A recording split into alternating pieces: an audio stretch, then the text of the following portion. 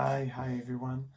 So this is a flute and made a copy from an old maker named Naust.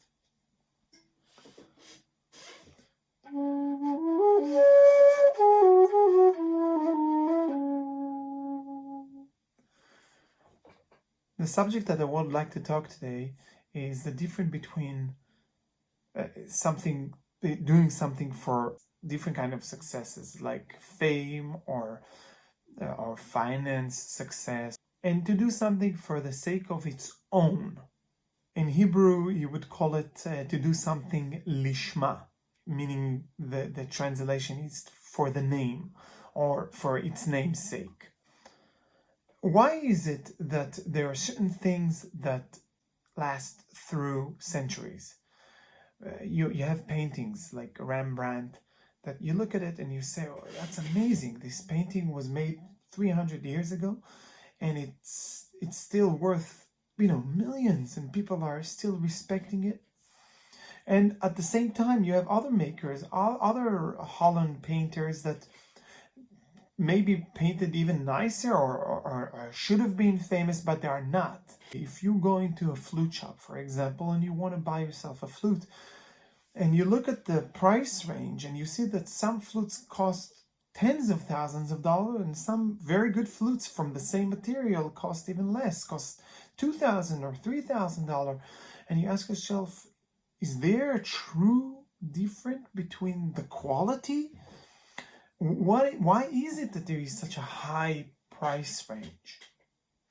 A lot of things you can determine what is the price different. If it's different material, or you look at an object and you see that it's well made and everything, it looks like it's finished very good. But there are levels that you cannot see any different, and you ask yourself, is there any different? The longevity of things, where they went through the centuries, is that something that you can see in the essence of the material? Let us say that we have the answer.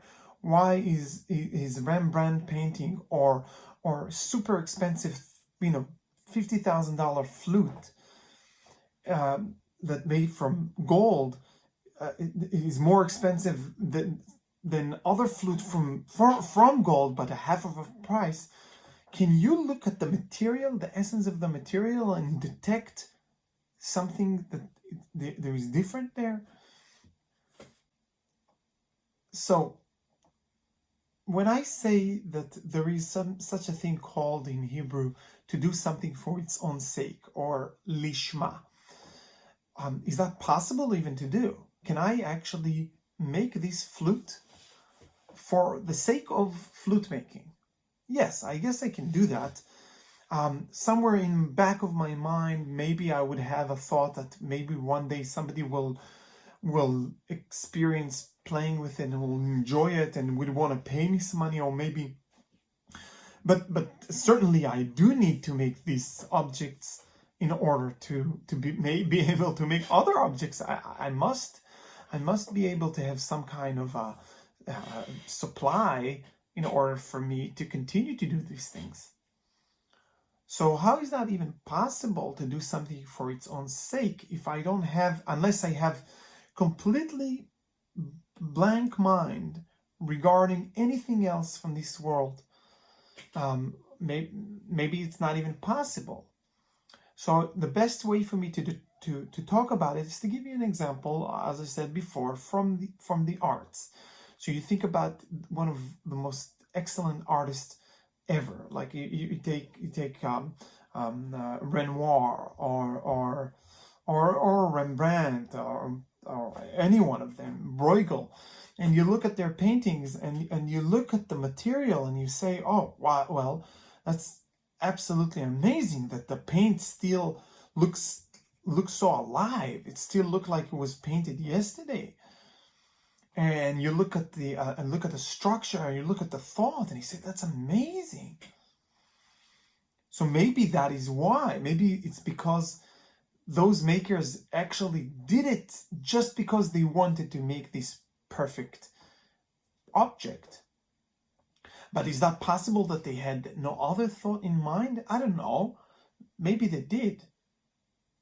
But maybe that is the balance. Other makers, other painters, or other flute makers from different generations, they had in mind to make something very perfect just because they want to see the most perfect painting.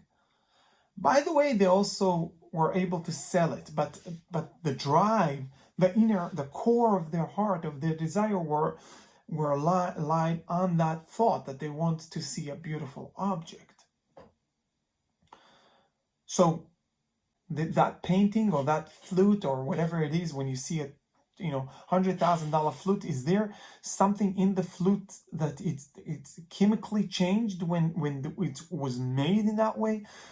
That something in the order of the molecules of the objects that you make, when you really want to achieve that, maybe you are able to change the electrons.